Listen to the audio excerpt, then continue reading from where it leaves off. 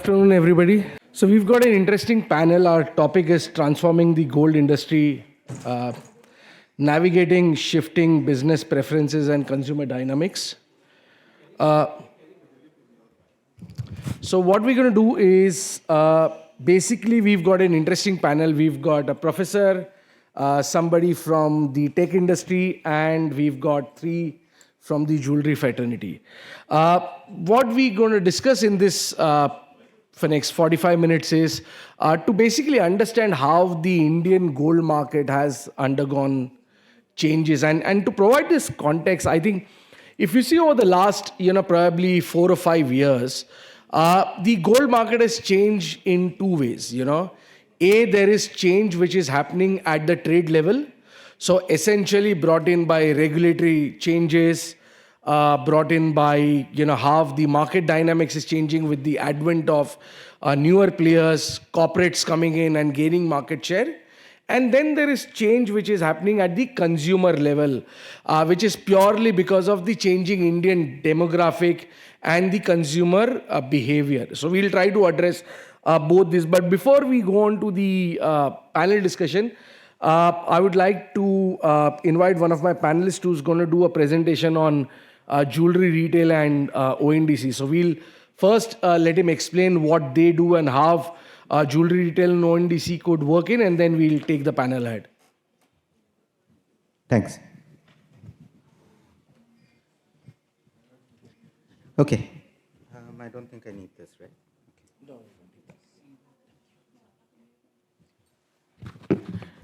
Okay. Hi, everyone. Good afternoon. I would request everybody's attention for just about 5 minutes. I'm going to run through this. This is incredibly important and incredibly complicated. So these 5 minutes, all your attention is required. The Open Network for Digital Commerce, or ONDC, is a government initiative. It is the next UPI. All right? UPI ने क्या किया? UPI basically digitized payments. आप एक दूसरे से कोई भी bank account से कोई भी बैंक अकाउंट में you can transfer money. ONDC does the same thing, but with regards to any kind of transactions. Now, the problem is, आज हम जिस दुनिया में रहते हैं, we live in the world of platforms. All I'm going to do in my 5 minutes is explain to you the difference between platforms and ONDC. The impact of ONDC I'll take during Q&A. So platforms क्या होता है? Amazon, Swiggy वगैरह वगैरह. आज India में there are many platforms. हम कोई भी एक प्लेटफॉर्म में जाते हैं, एज अ बायर हम कुछ खरीदना चाहते हैं, उस प्लेटफॉर्म में डील्स होता है, सेलर्स होते हैं, सब कुछ होता है. ONDC बिल्कुल वैसा नहीं है. ONDC के बारे में आप जो भी सोचेंगे, whatever you want to think, one thing my request is forget platforms. आज तक आपने जितना भी देखा है कॉमर्स में, उसके जैसा कुछ भी नहीं होने वाला है. Everything is new and different, and India is the first country in the world जिन्होंने ऐसा कुछ किया है. This is extremely different. Internet मालूम है? We know how the internet works. The internet is a protocol. You cannot directly access the internet. To access the internet, you need a browser. आप एक browser में जाएंगे, एक website का address type करेंगे. That website will come. तो businesses use websites, end users use browser. ये दोनों के बीच में कनेक्शन कैसे होता है? इंटरनेट बोल के एक प्रोटोकॉल है. सेम थिंग जब हम फोन करते हैं किसी को, हम एक फोन नंबर पे है, that might be on one provider, that is in one country. Another person is on another provider in another country. Connection कैसे होता है? There is a protocol called 5G. Similarly, assume आपको सोना खरीदना है, आपके पॉकेट में व्हाट्सएप में जाके आप खरीद लो, आप यूट्यूब पे जाके खरीद लो, इंस्टाग्राम पे जाके खरीद लो, बैंक के एप्लीकेशन में, फाइनेंस के एप्लीकेशन में खरीद लो. क्या हो रहा है? You are going to that application, आप सर्च कर रहे हो, ETF खरीदना है, गोल्ड लोन लेना है, एक्चुअल गोल्ड ज्वेलरी खरीदना है या बुलियन खरीदना है. You give the request. उस एप्लीकेशन में सेलर नहीं है, उस एप्लीकेशन के आसपास कहीं पे सेलर नहीं है. That application is just a window. It is communicating the request to the ONDC gateway, like a walkie talkie, कि यहाँ पे शायक आए हैं and Shayak is searching for a gold jewellery. वो जो सर्च रिक्वेस्ट है, भारत में जितने भी स्वर्णकार हैं, all the jewellers on all the jewellery applications will hear at the same time. Everybody will hear your request, everybody will send a response. जिसको response भेजना है. That means, if I am looking for a gold loan or if I'm looking for a gold jewelry, or something of that nature, I can go to any application and search. Those applications where I'm going and searching are called buyer applications. आज WhatsApp से, YouTube से, ओला, उबर, ये सारे application में सब चीज़ें खरीदा जा रहा है, थैंक्स टू ONDC, जो पहले नहीं हो पाता था. So very quickly, I'm not going to go into the details. First thing is ONDC is not a platform, it's a protocol. ONDC मई 2023 में 100 ऑर्डर्स अ डे कर रहा था, अभी 2.5 लाख ऑर्डर कर रहा है दिन का. 9 महीने में it has move from 100 orders a day to 2.5 lakh orders a day. 15,000 enterprises देश में खुद के एप्लीकेशन बना रहे ONDC पे. क्यों? क्योंकि ONDC प्लेटफॉर्म नहीं है, एक एप्लीकेशन, एक प्रोटोकॉल है. तो उस प्रोटोकॉल पे कोई भी अपना एप्लीकेशन बना सकता है. When you make your application, you can bring all your jewelers on board. Today, I'm talking to jewelry associations from Surat, Jodhpur. I'm talking to the World Gold Council to create an application for them to bring every gold jeweler in India on a single platform. ये हो गया seller side. Demand कहाँ से आएगा? आपके pocket में जितने भी एप्लीकेशन है, कोई भी एप्लीकेशन में जाके खरीदो. दैट विल कनेक्ट टू जहां पे सेलर बैठा है. This is called unbundling and interoperability. सारे एप्लीकेशन एक दूसरे के साथ कनेक्ट है. जैसे इंटरनेट पे सारे वेबसाइट सारे ब्राउजर से कनेक्टेड है. कोई ब्राउजर के साथ कोई वेबसाइट को इंटीग्रेट नहीं करना पड़ता है. आप वेबसाइट आपके हिसाब से बनाते हो, ब्राउजर ऑलरेडी रेडीमेड है, they are already connected. Same way everything in ONDC is interoperable. ONDC operates in all the domains. मतलब आप कोई भी एक एप्लीकेशन पे जाके बच्चे के लिए एडुकेशन, मम्मी के लिए हेल्थ इंश्योरेंस, खुद के लिए फ्लाइट टिकट, बच्चे के लिए जूते, everything you can buy from any application and you will do that. अब आपके दिमाग में आ रहा है कि भाई आई तो don't go to these applications to buy these things. क्यों जाऊंगा? द रीजन आप नहीं जाते हैं क्योंकि देर आर सर्टन प्लेटफॉर्म्स जो अच्छे डील एग्रीगेट करके लाते हैं. बट ONDC में क्या होता है, सारे एप्लीकेशन से कनेक्टेड है, तो किसी को भी डील जुगाड़ नहीं करना पड़ता है. बायर एप्लीकेशन, एक कोई बायर एप्लीकेशन होगा, वो सर्च करेगा, जिसके पास भी डील आ जाएगा उसके पास, तो उसको अलग से करना नहीं पड़ता है. एंड इसी वजह से आज हिंदुस्तान यूनिलीवर से कोका कोला भारत के लाखों किरानों को एक सेलर साइड में ला रहे हैं, और गूगल पे से, फोन पे से, पेटीएम, ओला, उबर, व्हाट्सएप, यूट्यूब, सब बायर साइड में करोड़ों बायर्स को ला रहे. अपॉर्चुनिटी सारे ज्वेलर्स के लिए ये है कि आप आपके साइड में कनेक्ट हो जाइए, आपको बायर ढूंढना नहीं पड़ेगा. आप एक एप्लीकेशन में रहेंगे, you will become discovered on every application in everybody's pocket. Nothing like this has ever been done in the world. This is a diagrammatic representation कैसे होता है. कोई भी एप्लीकेशन में जाओ, ढूंढो क्या खरीदना है, बाकी जितने भी एप्लीकेशन में है सब आपके पास आ जाएगा. डिजिटाइजेशन की बात करते हैं हम कि परसेंटेज इतना कम होता है गोल्ड इंडस्ट्री में, कैसे बेचेंगे, कैसे डिमांड जनरेट करेंगे. यहाँ पे तो परसेंटेज की प्रॉब्लम ही नहीं है क्योंकि डिस्कवरी फ्री है. कस्टमर आपके दुकान में चल के आएगा. That's it. I will stop my presentation here. Thank you. Thank you, Shaik, for that wonderful presentation. I think it was an eye-opening. I honestly never understood ONDC. This was a perfect one. I'll come to you on some of the questions on ONDC, but let me first actually go to Mr. Karel. Sir, you've been in the market for decades, right? And you've seen the entire gold industry go through a lot of regulatory changes as well. How does a jeweler adapt to this fast changing pace of the gold industry, which is changing both because of the regulatory scenario which is changing, but also with the way consumer behavior is also changing? How have you, as somebody who's been in this business for 30-40 years, is now looking at the future? Good afternoon, and thank you very much for having me on this elite panel. I'm a manufacturer of jewelry, having a modern factory in Delhi itself in an industrial area. And I have a career of around 41 or 42 years now. Definitely, yes, there have been constant continuing regulatory changes in the past few years. And as a business or as a human being, I believe in purely the Darwin's theory of natural selection. The fittest will survive. So competition was there, competition is there, and competition will be there. Regulatory challenges were there in 1960s. The Gold Control Act was brought in, and it was repealed in 1990 by Professor Madhu Dandavate, if I'm able to remember correctly. There have been so many vast-ranging regulatory changes since that time when it was repealed. Gold was opened up, it was a restricted commodity earlier. And we all know this fact that the gold has not been traditionally mined in India on a large scale. Only something here or some small quantity or some few kilos here or there, it has been like that forever. It has been smuggled. It is being smuggled, and I can tell you if the government doesn't change its mindset, it will continue to be smuggled forever. So one thing I want to make clear, I will come to your point again, but you will understand that regulatory changes have actually not affected the desire of the consumers or the customers in our country, because gold 15 years ago was around the annual consumption or annual supply to India was 800 tons. It was 800 tons. It may have been 850, 860, 870 or 750, 760, but it has been 800 tons. 10 years ago, 5 years ago, it is now 800 tons. And I was just talking to one of my friends there that the gold, if the duty is reduced to zero, it will remain 800 tons.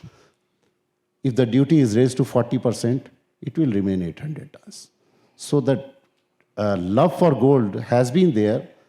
The preferences have changed. With the custom duties coming in, rarely a customer goes to a jeweler and asks for how much is the custom duty am I paying on the price of the gold. I'm sure about that. Everyone is like that only. Most of the time, customers are worried about the making charges and yes, GST. And many of our players in our industry are very smart with levying hallmarking charges as well. So there are various components of value additions on a piece of jewelry. Looking at customers, I believe that they have been not that kind of receptive to the changes in regulatory and atmosphere in the industry. So what has industry been doing is trying to take shortcuts every time. 70 to 80% of the jewelry produced in our country is still being produced by unorganized players in pathetic, inhuman working conditions. And in the last presentation, the event organized by GJPC, the presentation from WGC had this someday the customers will come and will ask or may ask how this piece of jewelry has been produced. Has it been produced responsibly or traditionally, whatever. But again, everyone has its own opinions, but in my opinion, the customers in our country have been probably the most price-sensitive customers all over the world. Everyone comes to a store, haggles about how much percentage is he paying for that piece of jewelry, and nobody is bothered about a product, and the jewelry is still being sold as commodity. And the industry, on the other hand, has developed a trader's mentality. Now, the custom duties, they have been raised gradually. The demand has not actually slowed down, in my opinion. It still remains the same. There is a 15% Import duty price gap in the gold available in any of the free markets or in India. So that is one of the impediments to the free trade in our country. I believe if the custom duties are lowered, the demand will remain the same, but at least it will help industry to regulate itself in a better way. That is, number one is customs duty. GST is not a big issue. Customers have a resistance of paying 3% over a piece of jewelry, for which most of the big jewelers like him are advertising 5%, 4% or 3%, or sometimes 7 or 8%. So customer thinks, okay, I am paying 7%, 3% more, why? So this is again a question I don't know, but I believe in this thing that for industry to evolve, they must adhere and stick to the best practices, in my opinion. But unfortunately, again, for players like me, it is becoming a difficult world now. Competing with players who are doing all kind of hanky-panky things in the market, thriving on the smuggled or the gray market gold, we cannot compete with those kind of people. That is my take, number one take. Hallmarking definitely has brought big changes to the industry. Everyone is trying to, the BIS is very strict, has been very strict with enforcement, but unfortunately they lack an efficient enforcement machine as well. Machinery is absolutely absent. There have been inspections, audits, and seizures of gold or jewelry at retailers' places, and the seized or the sealed gold has been lying for years now in some cases, in many of the cases. So customers most of the time are not aware of this side of the industry. Sure. So they also need to understand and respond to those changes. Fashion changes have been there. The more and more customers are now more and more going for lightweight jewelry. Traditional jewelry is being fast replaced by lightweight jewelry. And now I recently saw a change that more and more 22 karat gold buyers are switching to the lower caratage jewelry. Yes, absolutely. So Yes. that brings into picture, again, what is going to happen with our industry, which has thrived on the artistically made pieces or with a great amount of labor involved in it. So that traditional arts are definitely dying slowly. They are dying its own death because of, again, that Darwin's theory of natural selection applies here. But in a sense, sir, Karelji, you mentioned this point, right? While you mentioned that artistically it is dying, Yes, yes. but isn't it fault of jewelers who themselves commoditize? Then the consumer is not buying your design; he is buying the price. Yes, yes. I mentioned it in the first place. That industry has developed a trader's mentality. Everyone, 70% to 80, or I think even 90% may be apathetic to the changing customer preferences or the changing industry mindset. Because karigars still, I think, in my opinion, are exploited all over the country. You go to Karol Bagh, you go to places like Bow Bazaar, Sinthi in Kolkata, and in the streets of Coimbatore or Ahmedabad or Mumbai, and you will see people working in a room 10 feet by 10 feet, and that too having 2 levels inside it. Sure. So Karelji, let me just put this same question to Dilip. You have been a banker and now you are working with Malabar, right? What is your suggestion when you put your banker's head, right? I think there were some interesting points on this regulatory thing which has been posed by him. What is it that a jeweler should follow? Because as he pointed out, right, consumers are eventually becoming more aware about responsible sourcing. You've come out with big ad saying that responsible sourcing, transparent pricing. What are your suggestions as a banker, not as a jeweler, that the jewelry industry should be looking at adopting? Yeah. Good evening, everybody. I'm Dilip Narayanan, Head of Treasury and Bullion for Malabar Gold. And I've been an ex-banker, as Chirag rightly mentioned. I've been with Scotiabank for the last 25 years, and for the last 3 years, I've been heading Malabar. Chirag, the new regulatory changes which is happening now is really helping at least I can talk about the chain jewelers and the retailers. It is really helping us because, there has been over the years, there has been improvement in the way how we have been evolving the business, how we've been doing this business, especially with what you spoke about the responsible sourcing. We have campaigned for almost 3 years, right from 2019 onwards about the responsible sourcing. We have associated with most of the regulators. We have spoken in various forums about responsible sourcing. We also want to be part of, various audits where we can enter into responsible sourcing. That really gives an awareness to our clients also. I can see most of the clients now walking in, asking about how has this been done. I mean, earlier, few years before, I think Mr. Karel also will, as rightly mentioned, people were not aware. There was not much awareness about the making charges, the quality, how it has been made, or the hallmarking and all this. These are the awareness which has really brought a change in the client's buying pattern. And when these regulatory changes come in, the jeweler starts getting, his frame of mind also starts getting changed. Like IBX is one of the examples for that. now that the banks have got into the IBX, it is much more welcoming. We are much more happier that now, it gives us a jeweler like a retailer like me. It gives me more confident to be a part of the exchange and to be dealing with more Since you parity. raised IIBX, I want to ask you this thing. A lot of smaller jewelers said that why should I be part of IIBX or why I should participate in TRQ or something. And you've been at the forefront of this. If you could just shed some light, what is the benefit that one could get out of Yeah. So, as you rightly mentioned, we were the first to import gold through IBX. We were the first to export gold to UAE through IBX. We were the first to export gold to UAE when under this one. So, and we have maximum utilized the SEPA TRQ licenses. It is purely, I would say that as IBX, a platform like IBX has come in, and as I mentioned earlier, the banks participating, the clarity on price is much more clear. There is the moment the big players come into the exchange, you are going to get more seasoned with you're going to get more clear about the pricing mechanism. You will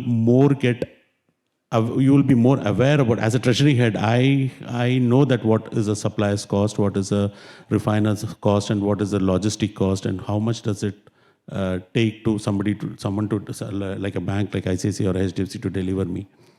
But that entire mechanism is completely clear and it is transparent when it comes to exchange. Sure. And the small jewelers, the awareness campaign has to be done because it is much more beneficial for them because because I'm been an ex-banker, I know the difficulty in opening a small account. It is not feasible. It is not possible for me because of the balance sheet, because of various aspects. I am not able to open an account. I used to not open accounts of small account. When I say, I'm talking about Scotiabank times. So here in exchange, you will have much more. You can approach the exchange. You can open accounts, and what the quantity doesn't stop you from taking a minimum quantity of 1 kilo or 2 kilo, whatever is your requirement. Sure. Shweta, I wanted to ask you, Dilip comes from a large chain store perspective. Karilji comes from a manufacturer perspective. But you are a single store in that sense, right? In studio concept. Yeah, studio concept. So in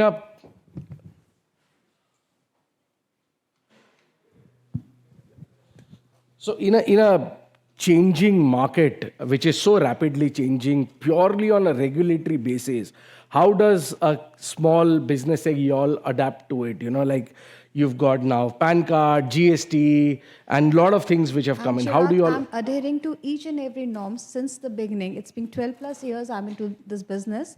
And our question is being raised as a brand where we talk about craftsmanship. We don't talk about jewelry as a commodity. We are talking about jewelry as a piece of adornment. Right. We never support jewelry when a customer comes to us. They are coming to us to buy a jewelry piece which is uniquely done. They can appreciate for the workmanship. We command maximum making charges in Bhopal, sitting among the top jewelers, and they being the first generation, that to be a woman in tier 3 city. I think I took a lot of plunges. And when I started this and I realized a niche segment which is not being catered so far, I always say we have 100 plus years of legacy, in jewelry industry by India. And we have such beautiful craft in each and every state, each and every town. There's something specific to offer to the customers. Sure. Still, we are not talking about that. And what we're talking about is jewelry with no making charges, jewelry with 100% buyback or 80%. So we are not talking about the aesthetics of the jewelry anywhere. And the rightly commanded said by this, now we have this bullion gold, the digital gold, now we have gold lug, now we have gold bonds. So there are a lot of, when our customer says, so I say, if you want to invest in a bar. No, but I've got this counter question, Karelji mentioned this, and I think we've heard this on so many forums, right? Oh, everybody's selling on making charge. But at the end of the day, it is in the hands of jeweler, right? Exactly. How to sell. So why are you then guys not changing it? Being the first generation, if I can do it, why can't you also it has to be a change. It has to be a revolution which has to come up. And there we have to tell customers. And now what has happened with this hallmarking? Earlier time, they said 23 carat, but we all know has been the fact. what was the truth behind the 23 carat. Because they weren't charging the making charges upfront. They were charging the hidden charges. But with the coming up of hallmarking, now that it is not possible for the mass retailers to do the same things. Now they have to come up and ask for the making charges upfront. The change has to come. It is high time that we start educating customer about the same. And there's another beautiful thing about the hallmarking is that there's a clear demarcation between a machine-made and a handmade jewelry. And that is also something we should educate customers about. Thank you. But who's going to build, Karilji, who's going to build the cat? You've been part of the I think association. the Gold Council has to build it. I don't think it's the job of I Gold beg Council. to differ here. WGC actually, India is one of the largest buyers of gold in the world, and probably 800 tons is a fantastic figure out of 3,000 plus tons, right? Yeah, Annual. yeah. So WGC unfortunately hasn't invested some money back into this market. That is one gray area. I always tell them to put some more money into this market. It's a growing market, promising market, but somehow their focus is on the Western markets still. About the PAN rule, I must say, I forgot to note that initially there was hesitation in the minds of the customer. Yeah. But now the government's departments, like for example, the income tax, they also have been streamlining their operations. And there was this fear that if I purchase something showing my PAN card, I may be slapped with notices. But if your income, actually, if you are able to reflect or harmonize your income with your spends, or you have answer ready for that, that hesitation is slowly going away. We too had difficulties initially explaining this to everyone, but now the customers are willingly taking their PAN cards out, and Sure.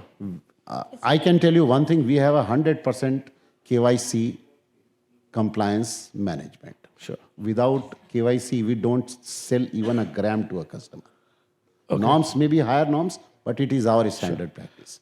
And people actually, unfortunately, as I said, people turn away from us due to this reason as well. I want to go to the professor. Professor Karelji and Dilip also mentioned, right, that the consumer is not impacted by whatever has happened, right? I remember when I started my career in 2004, I still remember gold was at 4,200 rupees, as a trader when I started. Today it's at 60,000 rupees, right? And he's right, 800 tons, we've been there for decades now, 800 tons. So while yes, there is one way to look at is glass half full, that Indian, while car sales have gone up and all the sales have gone up, gold sales on a tonnage basis have not gone up. But the silver lining is actually it's 6x the prices have gone up. So the consumer is, what is it that is driving consumer to gold? Since, because you've done so much study on the consumer side. I'm new to this conference and I'm attending this for the first time, but I would talk about some aspects of consumer behavior. So we discuss a Tanishq case in our MBA curriculum, and in fact, I invited Mr. Bhaskar Bhatt sometimes for a guest talk. So let me, talk about as a layman, when we talk about drivers of consumer behavior for gold or gold-related product, jewelry particularly. So this is said that, of course, Indian market is price sensitive. Indian consumers are value conscious in general. This is kind of more generalized statement about Indians. But in particular to the jewelry and the gold market, we say that apart from the price, the purity is also a real big concern. And also, the compliance tax and all that, whether I should pay extra GST. And nowadays, of course, brand and uniqueness and differentiation. So I remember what Bhaskar Bhatt used to say in our class, that remember that what was the biggest problem for Indian consumer. Even now, if you talk to, I was in Dubai just 2 weeks ago, and there also I found loads of Indians buying gold, from the jewelry stores, and including my wife pressurizing me to buy some gold from there. And every single person said that, you will get very good gold, pure gold, in Dubai, and you can't get same gold even from. But now with hallmarking coming in, essentially, I don't know. At least the perception, perception. At least I said perception was there that Indian jewelers, Indian brands, Indian companies can't or won't give you that kind of pure gold. So remember that what Titan did. That Titan, the basic idea that, as we say, gap in the market, that consumer has this apprehension that I am not getting pure gold or whatever is being said is not, delivered. So they've, the classic story is that all the tennis stores were given the caratometer, and then consumers were said that whatever we are saying, you can check. In fact, they encourage, what Bhaskar Bhatt told us, that they were encouraging customers to check their existing jewelry. So they said that, you have this gold ring or earring or whatever, the necklace, why don't you check? Your jeweler would have told you 22 carat, but just now we'll show you that this is not 22 carat, this is far lower. So this is this apprehension or this gap in the market that I'm not given a pure gold and I'm charged for that. And that led to, that's the entire positioning of Tanishq originally, that pure, the trust, and of course it's backed by Tatas, so Tatas have this legacy. So they filled in that gap with this perception that we are giving a pure gold and we are committing whatever we are, promising. So this was, of course, so purities still continue to be concerned. I know hallmarking has... no, but I understand that point, and that was a big selling point, right? But then look at it from other side. What is driving consumer to gold? How, given the fact that now financialization in India has increased, right? You've done a study on bottom of pyramid, right? And I think 2 years ago, there was a presentation at IGPC which said that most of the buying is happening between the range of 2 lakh to 10 lakh income group, right? What is it that is driving so much of consumer to gold? When consumerism in India is increasing, right? Financialization is increasing. Why is it that people are so obsessed with gold still? So we always say India is a very heterogeneous market. You have all kinds of consumers. You have seen that sell of, Apple has a record revenue in India. The number of iPhones, high-end iPhones they've sold is phenomenal. It has, I think, become, India is now among the top 5. Top 5 most, the biggest market for Apple. So people are, spending money. But, as I said that, this commoditization, which I think Mr. Karel was talking about, so dealing with consumer apprehension, building brand, and I think what Sweta was also talking about, that this obsession with making charges, because I was told from the other side that everybody is under pressure to reduce cost and then nobody is willing to pay making charges, and that perception that no, gold is no more a commodity, it's part of ornament or it's a fashion statement. I think that, and the brand building, because, very idea of marketing tells us that the moment you have brand, you are willing to pay 10, 15 or 20 or 30% premium. The reason why we buy Apple when a very similar product is available in the market. So this brand building, dealing with consumer apprehension, and then dealing with needs of all consumer, I think that's the way out. And then invariably that obsession with making charges. If you can, so we say transformation of market. If we can lead this transformation of gold market from a commodity to a value-added, differentiated product, where we are giving you a brand, we are giving you the extraordinary designs, we are giving you, an item for differentiating yourself. Invariably, that will probably put less pressure on jewelers to be in that, price-based competition and compete on other dimensions. Shweta, please. I would say, Chirag, being Indians, it's in our value system. Because I'm an engineer, double MBA. Jewelry line just happened to me. After my daughter, it is a journey which I've traveled. My mother never allowed me to wear anything artificial in our family. So I think this is something with our value system, why gold jewelry will always be in demand, because being Indians, we believe in gold as the jewelry for our family, for representing our women. But consumer behavior has changed, right? You look at increasing market share of 18 karat, 14 karat jewelry. But that is for the new generation, because the new generation has a different value system. Yeah, but that's our biggest now. But you know what? But still the roots remains the same. So no matter how much the people gonna buy for the 14 karat, 18 karat, but the inner Indian in us would never allow us to go. Just say, don't sell anything beyond 18 karat. Even if my vendor tried to put anything on 14 karat to me, I say no. Because as a brand, only thing I'm going to put forward is 18 karat or 22 karat, nothing beyond that. Because I do gemstone jewelry, so 18 karat is my benchmark. Because I don't consider jewelry beyond 18 karat as a gold, jewelry as underneath metal as a very precious metal. So for me, it is the benchmark. So we all create our own benchmark or all value system. So that's the same thing with even the younger generation. In the younger generation also, there's a category for everything. There are categories which are okay to go with 12 karat or 14 karat or lower. When they are traveling abroad, they're seeing jewelry with no lower carats and they're okay. But the moment they go back to their family, they're never appreciated for those buys. A family would appreciate they buy something beautiful at dawn, but still the underlying metal should be minimum 18 carat. But my client asked me कि Shweta diamond 22 carat में set नहीं हो सकता, तो I said no, it's not possible. Right. So Yes. its underlying value system will not allow us to dilute so much. Shaik, I want to come to you, on the ONDC thing. So now, we did a study a few years back, for the World Gold Council, and online sales essentially for jewelry is less than 5%, right? For bars and coins, it's still a bit higher because there, the concept of touching and feel is not so much so there. While most of the larger players like Malabar, Tanishq have all online presence, would you say ONDC is kind of an moment for smaller players who cannot have their own online portals and probably will allow them to have access to a larger consumer? The short answer is yes. So I'd like to start by introducing myself. I forgot to do that on stage. I'm an ex-Indian Navy officer, retired Lieutenant Commander. I used to be a nuclear biological chemical warfare specialist, a helicopter operator. I ran small businesses in Goa. I ran large businesses in Europe and LATAM. And I've run businesses across 21 countries. Honestly, I think ONDC jo kar raha hai, I have never seen this being done anywhere in the world. With that being said, let me lay down the premise.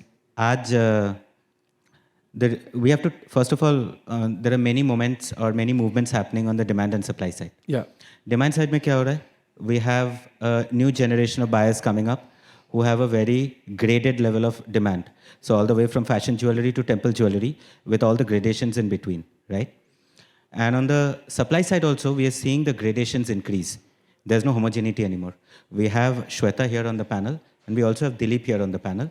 And we also have the broad majority of small gold jewelers who are catering to the masses. Now, since 1999-2000, with the advent of the internet, kya hua hai? A lot of this has been suppressed in the gold jewelry industry, with some of the bigger players getting most of the limelight. And that has driven the traffic to them, creating a huge vacuum for the small players in the market, right? ONDC kya karta hai? ONDC basically does away with platforms, beach mein, and kind of levels the playing field.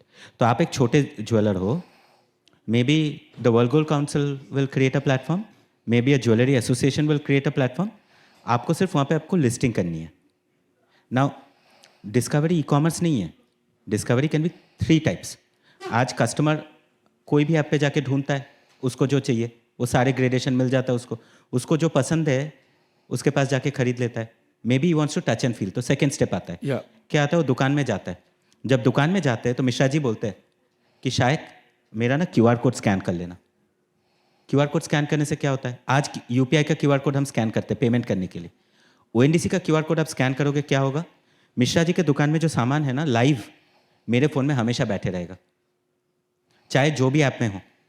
But मुझे एक सवाल है, sorry, मैं मलबार के store online platform पे समझ ले गया, तो मलबार का पैन इंडिया जितना भी इन्वेंट्री मुझे दिखाई देगा, राइट? ONDC में लोकलाइजेशन हो जाता है कि उसमें भी वैसे चलता है? ONDC इज, आप एक सेलर हो, राइट? तो आप ONDC प्रोटोकॉल पे जाते हो तो आपको बेचने के लिए एक सेलर ऐप चाहिए, राइट? ठीक है. तो सेलर ऐप मानो वर्ल्ड गोल्ड काउंसिल दे रहा है, राइट. उसमें मैं सेट करूंगा कि भाई मैं ना 10 किलोमीटर के रेडियस में ही बेच रहा हूँ या मैं पैन इंडिया बेच रहा हूँ. जो मैंने सेट किया, अब शायक आके जो ढूंढेगा, अगर शायक 10 किलोमीटर के अंदर है, मैंने 10 किलोमीटर सेट किया तो ही शायक को दिखाई देगा. अगर मैंने पैन इंडिया दिया तो शायक कहीं पे भी होगा, शायक को दिखेगा मेरा product. So it is entirely, ये बेसिकली क्या होता है, प्लेटफॉर्म्स नॉर्मली कंट्रोल करते हैं आपके धंधे की जो बिजनेस मॉडल होता है. ONDC में ऐसा नहीं है. द बिजनेस डिसाइड्स वो प्रोडक्ट रिटर्नेबल है या नहीं, मार्जिन क्या देगा, किस रेडियस में देगा, शिपिंग कैसे करेगा, सब कुछ उसके कंट्रोल में होता है. क्योंकि बीच में कोई प्लेटफॉर्म नहीं है, कोई मिडल मैन नहीं है. That is also protocolized. ये बहुत, this is a very very important question, बहुत महत्वपूर्ण सवाल है. आज देखिए professor, I will give you an example.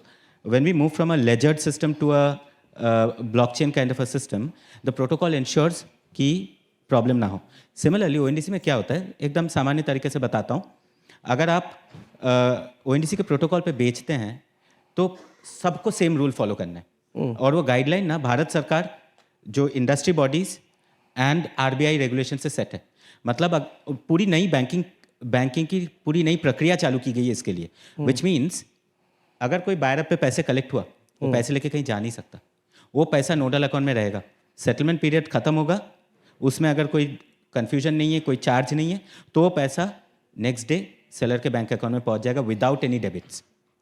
After delivery नहीं, सो सेटलमेंट पीरियड के अंदर डिलीवरी हो गया है, हाँ। बायर ने कोई कंप्लेन नहीं रेज नहीं किया है, सेटलमेंट पीरियड खत्म हो गया, इसके बाद भी बायर आके रेज कर सकता है एक्सेप्शन बेसिस पे कि भाई मुझे लगा था सोना है, सोना नहीं है, ये प्रूफ है, राइट। तो then there will be ombudsman in between जो डील करेंगे उसके साथ। ये सारी चीजें प्रोटोकोलाइज्ड है, आरबीआई एनपीसीआई चार्जबैक मैकेनिज्म से होता है, अगर सेलर ने जवाब नहीं दिया तो पैसा वापस। So there is all sorts of protocols in place, ताकि कोई बीच में आपको कोई मिडलमैन नहीं चाहिए कंट्रोल करने के लिए। आपको आज हम कुछ खरीदते तो अमेजन को भरोसा करते हैं एज एन एग्जाम्पल, आपको यहाँ पे अमेजन नहीं चाहिए, आपको पता है कि भाई कोई भी प्लेटफॉर्म से खरीदो सेलर का रेटिंग क्या है, common rating across all platforms. Sure. Okay. Sorry, I took a little long. No, thank you very much. This was helpful. We've quickly just two questions. We run out of time. Professor, first I'll ask you. Given that you work with a lot of companies and you've looked at marketing, right? What is it that the jewelry industry needs to do to bring in younger generation, which to an extent is more, concerned about how they look and what they wear and what they drive rather than, buying jewelry? What is it that, the industry needs to do to bring in the younger generation? So younger generation in terms of younger customers. Younger customers, below the age of 35, because most of the consumers, if you see, are essentially people above the age of 35, right? But given the fact that India is young, 50% of population is below the age of 35, they are more concerned about buying a new iPhone or a car or going on a foreign holiday, right? They are not concerned about buying jewelry for themselves. If you could take the mic, please. So, as I was saying, the Indian market is very heterogeneous, and when you're trying to sell gold to a 20 plus instead of 50 plus, the behavior is very different. And as Sayak, I think he was saying that from fashion jewelry to temple jewelry, the approach is very different. So, the young, as we know, that they have very high disposable income and they have very high willingness to spend. But at the same time, till they are completing their education, they have little money in hand. Of course, once they have job, then their spending goes up exponentially. That's what we say. So therefore, given the high disposable income and given that high willingness to pay, the idea that something which is affordable, something which is fast changing, something which is fashionable, So from that point of view, I realized that democratizing jewelry in terms of, maybe bringing down the cost or lower carat or, making it real fashionable, which, so you're not investing or you're not keeping it for your next generation or third generation. Sure. When you're buying gold as a 20 or 25 plus. So Okay, that's that. sure. Very quickly. Visibility, awareness, engagement and share of wallet, right? यही 4 सवाल है। अगर लोगों को पता है कहाँ क्या मिलेगा और उनको पता है कि किस कैटेगरी में वो गिरता है, कि मैं मेरे खुद के लिए खरीद रहा हूँ या इन्वेस्टमेंट के लिए खरीद रहा हूँ, then you can define share of wallet. So visibility, awareness, engagement and share of wallet. Yeah, please. I have a different take, Chirag, because since I have a boutique concept, a studio concept, and I do designer jewelry, and trust me on this, when a client is coming to me, their kids are my buyer. They are my real buyers, because when my client comes and whenever they buy a piece of jewelry for me, they say, Shweta, I have so many jewelry in my locker, but my kids are fighting for the jewelry I have bought from you. Yeah. Even a small ring. So they have 2 daughters. The both daughters will that ring created by me. Yeah. So the younger generation, they have that eye for aesthetics. Yeah. And because since they are global citizens, they are no more, because see, most of the kids, they are going abroad to study. Yeah. So they are having an exposure towards Absolutely. Tiffany, Harry Winston, Bulgari. They are So seeing Cartier. that's the last question that I want to ask Karel ji. But Yeah. Dilip, you want to make a comment? So when they're seeing all there's these something- Dilip, luxury wait a minute. brands, Just let her finish. So when they're seeing all these luxury brands, their aesthetics don't demand for the jewelry which is cheaper. They want jewelry which is beautiful, good, and sometimes they want the jewelry to be more expensive than the regular one. Sure. Yeah, because then they defines the class or the status for them. Sure. Because they're very conscious of the brands. Yeah, no, absolutely. Dilip, you want to make a comment? Yeah, just wanted to add to what Ms. Shweta mentioned and what Shaik mentioned. I personally have seen, we had in management discussions seen that there is a big shift of younger generation buying gold of 22 carat to 18 carat. Yes. If you see, the volumes have increased year over year. The 18 carat jewelry, we have brought in lot many products in 18 carat. And even people, I won't be surprised if there will be a demand for 14 karat too. 100%. In know, fact, our so- estimates in next 5 years, the 18% market share is going to increase to 25%. Exactly. So that's one of the main point to be noted at this younger generation is concerned. So, Absolutely. Karelji, one last and very quick comment from you. When I go to, and because you are a manufacturer and been in this industry, when I go to a jewelry show, right? Like if there are 100 stalls, 60 stalls are selling same design. And this has been, yes, going on same kind of designs while a bit of minor change. And this has been going for years and years and years. We've got such craftsmen, beautiful craftsmen, legacy. Why is it that we are not changing our designs? Why is it that we are not making jewelry for the world? What is stopping us from doing this? The only reason, the mindset of the industry. Because as I told you, you mentioned you go to a show and you find similar products spread all over the exhibition. Yes. Now, I have a question. As a customer, will you pay more for a differentiated product? Yes. So this has to come from both sides. The Yes, customers also 100%. need to understand that what they are paying for or what the product, actually it is a product, it's not commodity. Yeah. This entire event is based on gold supply chain, but the supply chain has two parts. One is commodity, purely gold, and the other is product. Yes. So product, for a different product, for a beautifully made product, for a high quality product, is customer still willing to pay for it? Probably still no. Because only 2 days ago, I was in discussion with one of the leading brands and their supply chain managers. This was going on because they said we have a different quality benchmarks for the products sourced at a cheaper or a lower price. That is shocking. Number 2, customer doesn't want to pay. This is the standard answer. Customer doesn't want to pay. Sir, you will not understand. Customer doesn't want to pay because X, Y, or Z is publicizing or having a single page or a newspaper, full page advertisement claiming to sell jewelry at 2% or 3% or in some cases 4 or 5%. So the customer is not willing to pay for that extra effort put into a piece of jewelry. Yeah. Biggest factor, again, I will add to their answers is the trust factor. The industry needs to build on the trust. Trust, yes. Because the younger generation, which is slowly or is still away from this trust factor in case of jewelry, they need to develop trust amongst the minds of the young customers. And trust can happen. I can tell you, we have some little more time. I want to give you an example. Yeah, sure. Because what happens with the trust factor, the industry doesn't want to standardize the products and the quality. I mentioned in my first answer only that industry is taking shortcuts. I am one of the precious metals committee member at BIS, and we were working on the standards. And there was a question came from the enforcement of the management of the hallmarking. There are two sides. One is purely the standards body, and then there is hallmarking body. Yeah. So hallmarking team asked me a question, can we define Kundan jewelry in our country? Yeah. So I wrote a one-page definition with clearly mentioning what consists of a piece of a Kundan jewelry. Later on, they were actually very sure about implementing 100% mandatory hallmarking with HUID on Kundan jewelry as well. Yeah. Shockingly, I don't know what happened at the last moment, something called politics happened with it, and it was exempted. Exempted, yes. Why can't we disclose everything correctly? Who stops us? No one. Yeah. But No one. you're absolutely right. That's And where now the issue there are is. family jewelers selling pieces of Kundan jewelry at prices like 20 lakhs, 30 lakhs, 50 lakhs, 70 lakhs, even a crore. Yeah. And they are making something like 100%, with 100% margins they are selling. Yes. Yes. So that is one of the gray areas. Customers for those kind of products are only fashion conscious. They are not A, price conscious, B, they are not worried about the investment idea of that product. So still I would believe that, I believe that customers need to be educated.